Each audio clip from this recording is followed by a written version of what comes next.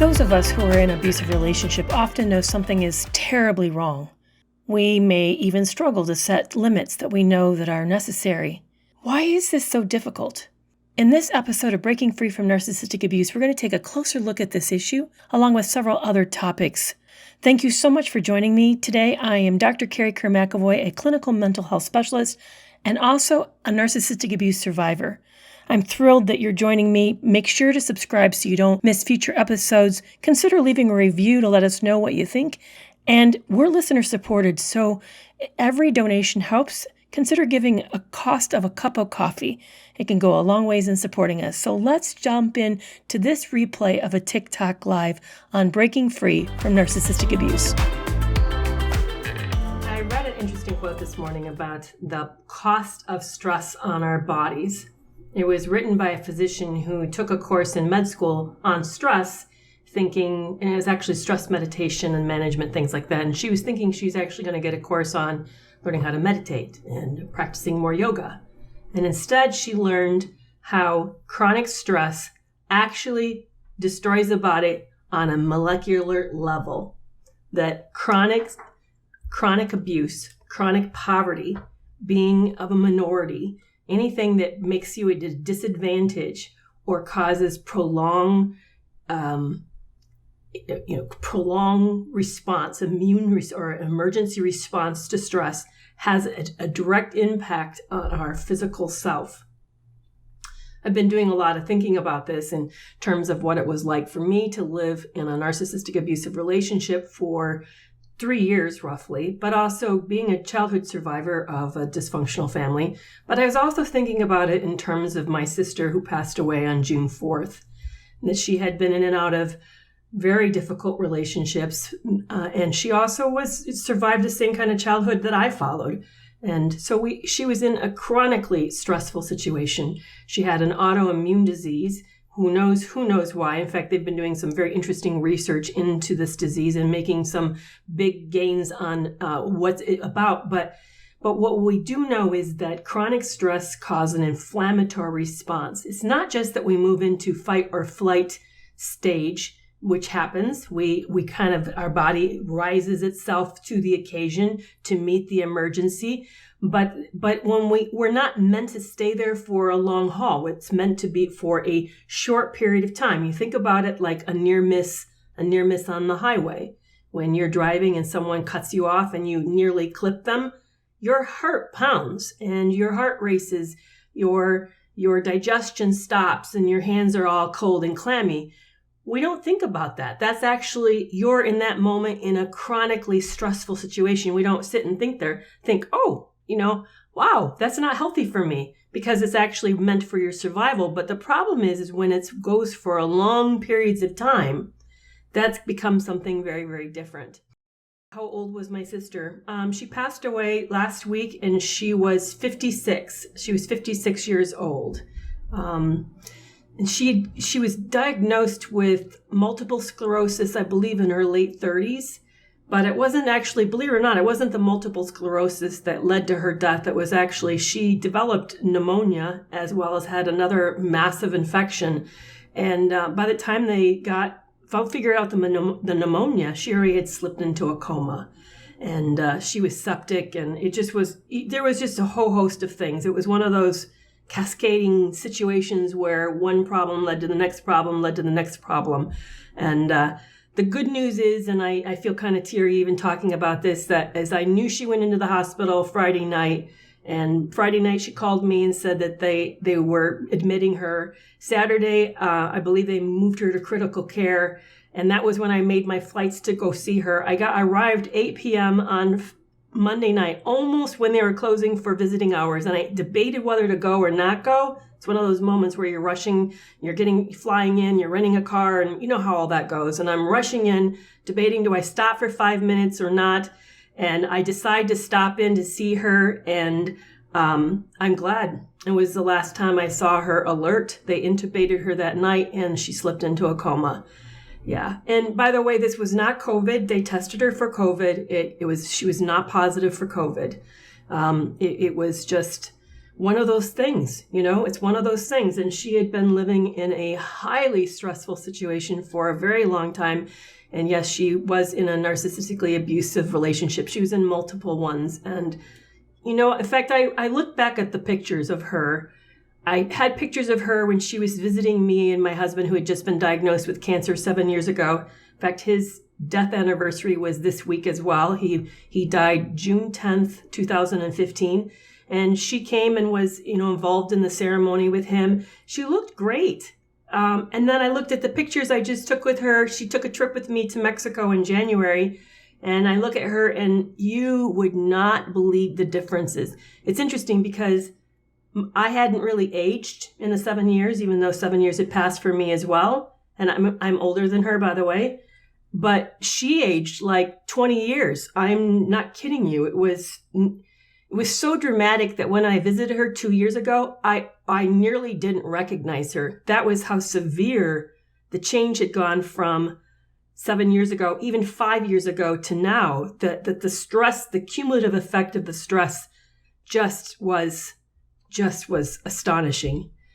I know a lot of us are in this situation. I know my sister is really a face for many of you and for me, that this is something that we find ourselves in right now. In fact, some of you have been reaching out. That video I had did about narcissist kills has quite a reach on it. And I'm horrified. Honestly, your stories break my heart. All of our stories break my heart. This needs to change. I mean, I feel strongly that we need to become better informed about narcissistic abuse. I was listening to a podcast this morning. I think it was called Vibe with Kai, and he was interviewing Roller Coaster of Love, which if you don't follow Ro on Roller Coaster of Love account, you need to. She's awesome. But he asked her a question about her history of narcissistic abuse, and I was struck by it. He was surprised by what she shared. I mean, he was kind of having her unpack how she got into her narcissistically abusive relationship and how long she was in it and why she felt so stuck and why she stayed as long. And he said this comment about how much he really didn't understand this. And it gave me pause. How much of the world, how much of even, say, United States or wherever you live, really has no clue what you and I are going through, has no clue the impact this abuse, this predatory behavior has on people. And here's the other thing. You know how big narc talk is. You know how popular narcissistic abuse is. It's a lot of people. And I know that there's always this criticism of how can it be this many people impacted? Well, first of all, the statistics of how many narcissists there are is actually wrong. It's severely underreported. So that's one problem. It's not 0.5 to 1% of the population. In fact, it's been estimated. I think one of the more recent research studies I saw that did a meta-analysis of hundreds of thousands of other researchers or with subjects of hundreds of thousands proposed that it may be closer to between 4% to 7% of the population. So let's just take that because I think that's still a conservative number. I think the number is still much higher. I have a feeling it's probably pushing 10%, closer to 10%. But for every narcissistic person that we meet, how many people do you think they have abused in their lifetime? How many relationships do you think they have cycled through? And I'm talking all types, the hero, the communal, the somatic, the grandiose, the malignant. How many, the covert, how many? I have a feeling it's way more than 10. And I have maybe 20, exactly. I think it's closer to 20 plus people. For my ex, in the 1 month that he and I were separated, because we did have just like a lot of relationships, there was a point of, I walked away and then he hoovered me back. But in that 1 month of separation, I counted and I verified with him that he went through 17 relationships in 1 month. Now, some of them were transactional, like knowingly transactional. So both parties were well aware this was a short-term relationship, but not all of them were. I bet you at least 1/3 of them were people who thought they met a new guy that wanted to date them, or, or people he'd cycled through before that he hoovered back again, and they assumed they were picking up where they left off. I know these people did not know that it was just an opportunity. Yeah, in fact, there was a point where when I first found out, and I found out that my ex had been cheating 2 months into the marriage, and I sought help. I'm a psychologist, of course, so what would I do? I jump out and I go get help. So we rush out to a clinic for looking at sex addiction, because that's what I thought it was. I didn't think about the fact that this was abuse, that this was predatory, and that he should have treatment for abusive behavior. I didn't see it that way. So I jumped us into an intensive treatment program for sex addiction because I knew he'd been cheating. So I thought maybe it was more. He claimed, I'm a sex addict. That's what he said he was. So we got sex addiction help. And when he exited the program, he was cleaning his phone out one night. And I asked him what he was up to, and he said, yeah, I'm cleaning the phone out. And I said, well, I was really embarrassed to ask, but I said, how many profiles are you dumping off your contact list? And he turned red. He turned beet red, and he goes, well, I'm really embarrassed to say. I think it was one of his more honest, vulnerable moments. And you know how they lie about everything. So I don't even know how accurate this is. But remember, if he's saying it's this much, it probably is a lot higher. He said, a lot. And I said, well, how much is a lot? And he said, 40, maybe 50. I don't know, a lot. A lot. Yeah, he was embarrassed. It was a lot. He had been keeping 40 to 50 women on the string, breadcrumbing them, and keeping them along. This is one narcissist who is, he is a sociopathic, he's a narcissistic sociopath. So if you can imagine, if you even just took of all the narcissists in the world and say that of all of them, there is a segment of a group who's going through a lot of relationships.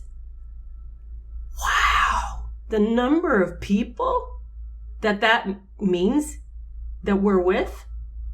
Now, I see a lot of the questions are coming in with, I found out 2 months in, did I stay with him? No, by the way, for those of you who don't know, I wrote a book on it, actually. It's called Love You More, The Harrowing Tales of Lies, Sex Addiction, and Double Cross. And I published it in February on Amazon and everywhere that you can buy a book. You can buy it direct from me for a discount. And no, I'm out of the relationship. I've been out of the relationship for 3 years, but I did stay for 2 years. And I think one of the things that's a struggle for a lot of people is, why do people stay for so long? I'm sure those of you who've been in a narcissistic abusive relationship get asked that question all the time. Well, it's for a lot of complicated reasons. We married somebody. I commingled all our finances together. I was living international. And so I left all of my stuff in the United States. It had been gone. I didn't have a home. I didn't have a car here. So how do I just up and leave internationally, But my difficulties aren't unique. Every one of us who finds ourselves in these relationships face similar obstacles, because here's another critical piece to all of this.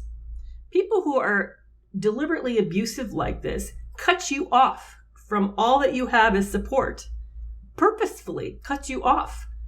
And they also make sure that they put you into situations that they know for you are binding.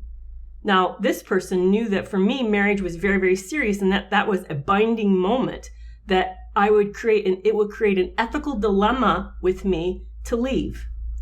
I know for you, those binding moments may be different.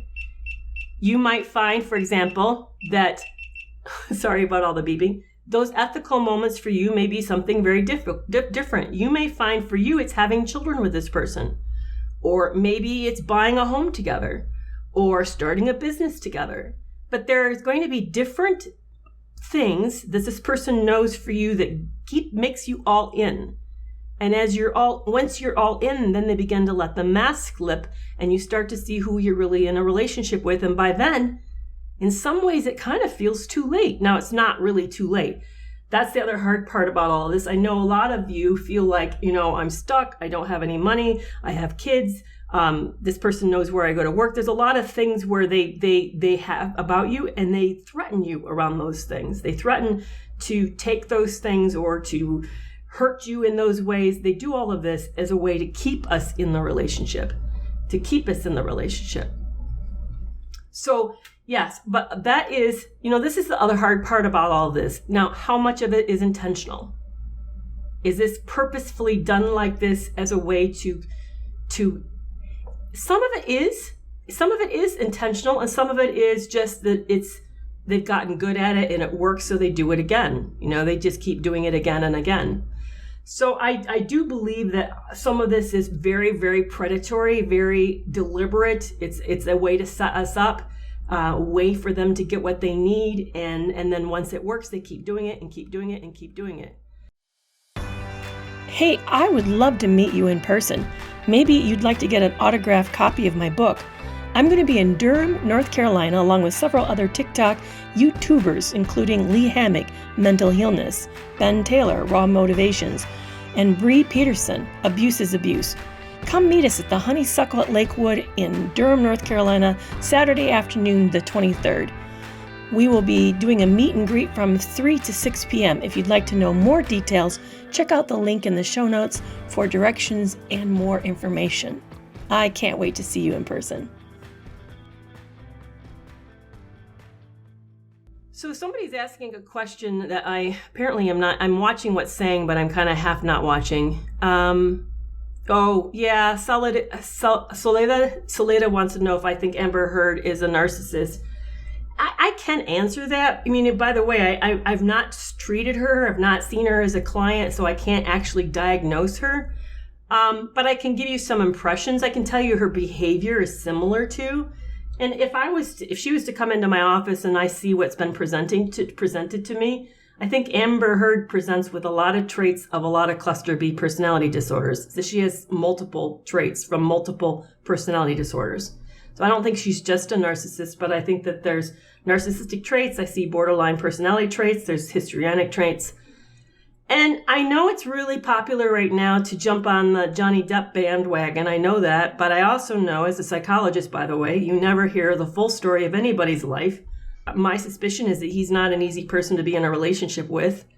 I think he's got personality traits too. So now, did she defame him? Well, the courts decided that. And did he defame her? The courts decided that. So we don't need to weigh in on that. But I think these are two troubled people. And I think that relationship was a mess. There's a really good book written by David Schnarf. The last name is a bizarre name. Let me spell it for you. Schnarch.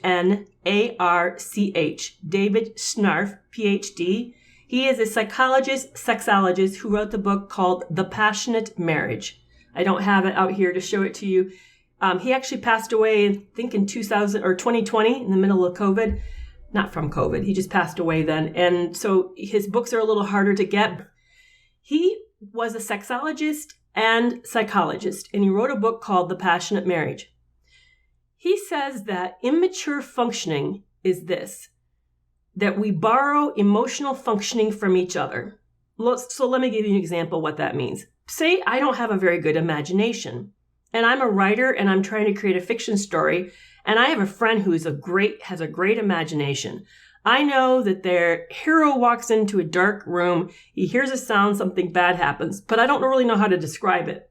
My friend offers to write the scene for me, and she does this great description of the creaking and what it feels like and what it sounds like and what it smells like. And I'll lean into her description and rewrite that scene based upon her support.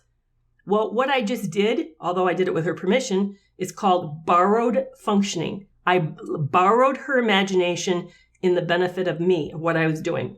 We do it all the time. Let me give you an example of how you and I do it. Maybe we even did it today. You wake up, you're feeling a little shaky and insecure. You put on an outfit, you're not for sure you look so good. You look in the mirror, and then you look at your partner and you say, do I look tired today? See, that's an expression of insecurity, maybe / anxiety. And in that moment, you can't reassure yourself enough. So you lean into your partner and you borrow from them affirmation. And they say, yes, sweetie, you look great. You don't look tired. You hit it really well. In that moment, that person then lends me support. I feel better and I go on with my day. That's called borrowed functioning. We do it all the time. The question of maturity comes in with how often do you do that? Are you borrowing functioning from other people a lot, all the time, everywhere? Or are you doing it just here and there, hit and miss, when you have a really weak moment? Narcissists are borrowing functioning from us all the time. That's what supply is. When you give affirmation, all this love, all this support, all this belief, all this trust, you're giving them what they can't do for themselves. Ideally, if they're shaky and they don't know if they're good and maybe they're not for sure whatever they just did is well enough, they would say, okay, how can I find a way to reassure myself that I'm okay and nothing bad's going to happen even if this is not perfect? And then they figure it out inside themselves how to do that. The problem is that they don't know how to do that.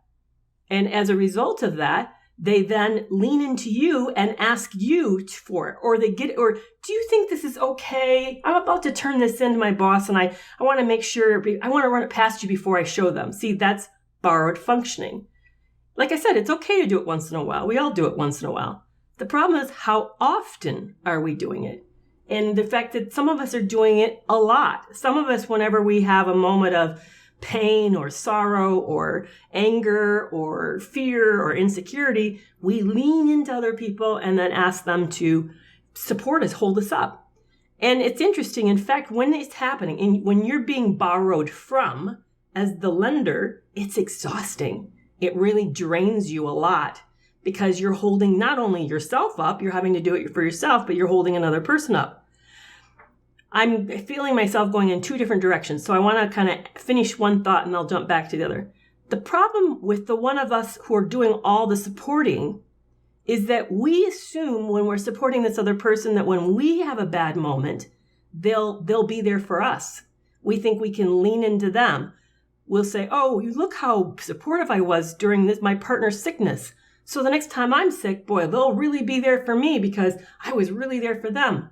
The problem with narcissists or other toxic people is they don't have the resources for themselves, and they don't have the resources for you, and they don't have empathy for you either. So the world's always only about them. So when you're sick, they're just mad at the way that you put them out. You didn't help, they needed you and you didn't show up. You've been checked out on the couch running a fever. They don't have sympathy for the pain you're in. They just are put out and mad that you put them out. So there's where the error we make. We make as a good, helpful people, we think, oh, it'll be reciprocal. I'll give, and then they'll give back, and then I'll give, and they'll give back. The problem is, if you ever stand back and look at the relationship, you notice it's only one direction. Only one direction. You're giving, you're giving, you're giving, you're giving, you're giving, you're giving. Not coming back. It may come back once in a while in the form of love bombing or gift giving. But mostly that's not because they're trying to refuel or lend to you. They're not trying to lend to you. They're trying to keep you connected. They feel something happening in the relationship between you that threatens them. And they think, ooh, they're getting unhappy with me. They might be getting ready to walk out. Oh, I better pull them back in again. And then they do something to, calm you back down. It make you feel good again. They are managing you. Yes, they're managing you. That's what's happening. But let's go back to the other direction I was heading. We all do borrowed functioning. Where was driving with this? So this is back to the Johnny Depp and Amber Heard situation, but also I'm talking about us as well. I think both of them were doing a lot of borrowed functioning of each other, and I think their relationship was a mess.